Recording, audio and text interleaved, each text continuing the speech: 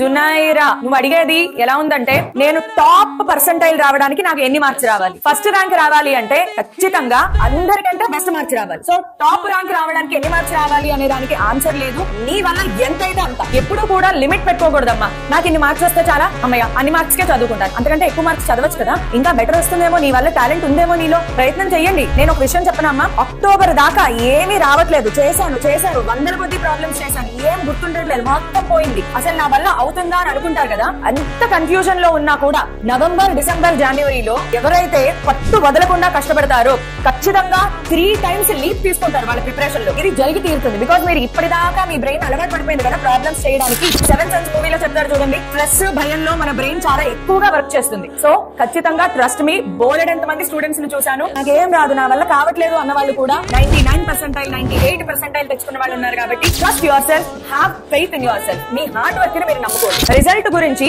Exam రాయకముందే ఆలోచించకూడదు. Exam రాయకముందు ఆలోచించాల్సింది నేను ఎంత హార్డ్ వర్క్ చేస్తున్నాను, ఎంత ప్లానింగ్ తో ఎగ్జిక్యూట్ చేస్తున్నాను, నేను వేసుకున్న ప్లాన్ ని 100% ఎగ్జిక్యూట్ చేస్తున్నానా లేదా, ఇది ఇంపార్టెంట్. ఖచ్చితంగా యు విల్ సీ సక్సెస్.